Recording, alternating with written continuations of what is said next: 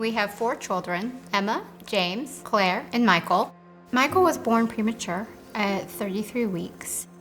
From there, our lives changed dramatically. There were a lot of mini setbacks, like he wasn't tolerating his feeds as well. Everything took a little bit longer for Michael. One night, he was about 4 days old. He started having these episodes where he would forget to breathe. He had a very big event. He turned completely blue. There were 3 nurses sort of working on him, and I'm sitting there and seeing this happen right before my eyes. And I said a prayer, and I said to God, I said, just let him live. I'll do anything. He had to be put on caffeine to sort of remind his brain to breathe. He had to be on that for a few weeks. The other kids, they didn't really understand why they couldn't see their brother.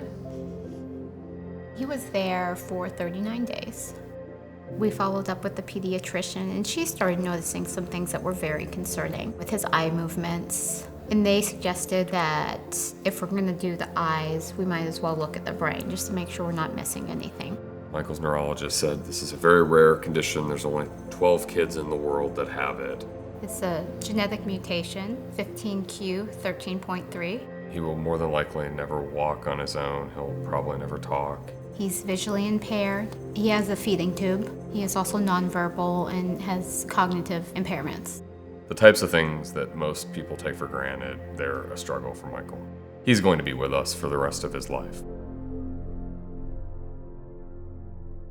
When you're having children, all you think is, please, God, let them be healthy. You have this expectation they're gonna one day leave your house and maybe potentially take care of you one day. When you have a child like Michael, that expectation is gone. There's so much more to it than just being healthy. It's a very narrow view. You realize that you will be the one taking care of him. But you also realize that's what God does for us every single day. Everything Michael does is a miracle. I think Michael has taught a lot of us a lot of things. Society needs to be aware of those that are vulnerable. And I think that's the biggest challenge for our culture right now. We seem to want perfection, bodily perfection, business perfection, all these different types of things that are out there, and it's not possible.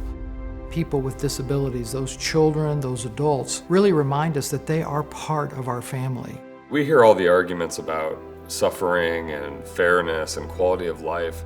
And I've had people say that, did you have tests done? Almost like they're trying to make an excuse for why we shouldn't have had the baby. To imply that because their quality of life is different than yours might be, you think they're not happy and you think that they're not useful to society, but they are.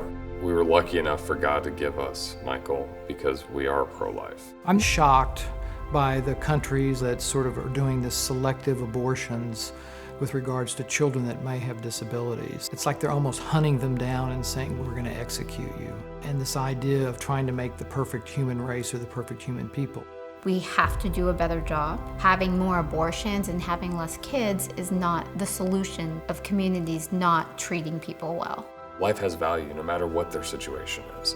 Having Michael in our family has taught us things that you can't learn from books or from classes. Michael taught me what unconditional love is. My children are not perfect, but they have a level of empathy and caring for other children that came specifically from growing up around a child like Michael. It's taught us how to love. It's taught us how to slow down. It's taught us how to be there for each other. It's taught us how to be there for other people. It's taught us how to get through things. When you have a child like Michael, there's people that show up for you, and it sort of teaches you how important that is. The number of people and organizations that reached out to us and that exist and have helped us is amazing. It's easy to look at things and say, this doesn't work right. But then on the flip side of that, you've got a child like Michael who, when he laughs, there's no way that you don't melt when you hear this kid laugh.